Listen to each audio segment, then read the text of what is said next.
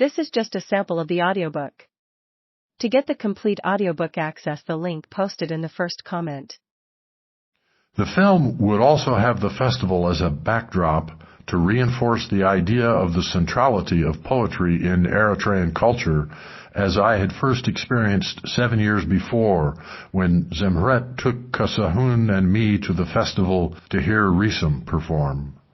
Writing the first scene in the documentary, I wanted to reproduce a similar experience of someone arriving at the festival, entering, and being caught up in the excitement.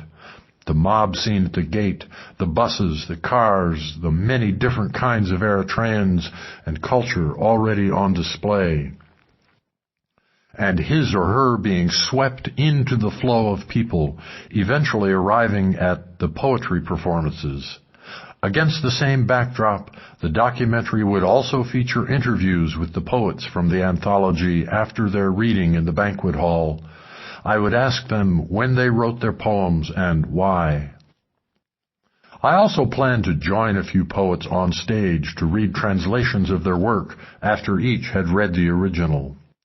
Solomon Sehei, who would be there too, told me that I should be prepared to be introduced to the crowd and to offer a few words of my own, like Light the Lights, perhaps, since many of the people there would remember me from Against All Odds and the performances at Sehinyeti.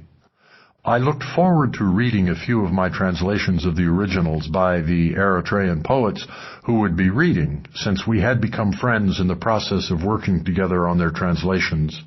Some of them had even been published already in American and British literary magazines that offered an honorarium.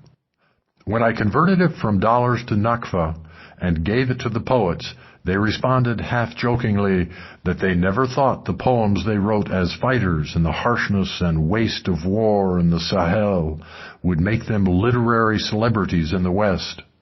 Saying they especially enjoyed telling their friends back in their old neighborhoods, the poets added, "That's the real Asmara we want to show you, Charles."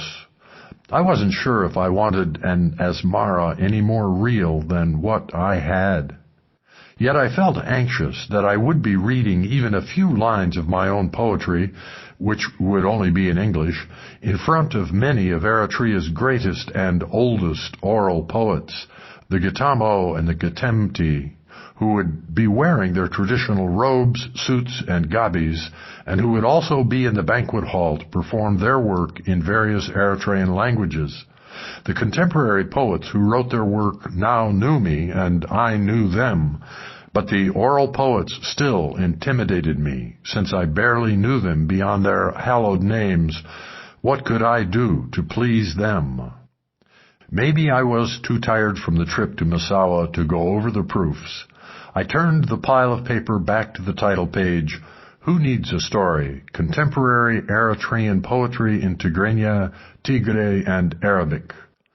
It would be a first in a world where literary anthologies of contemporary American poetry, Irish poetry, French poetry, Italian poetry, British poetry, in short, the poetry of most developed nations, were abundant.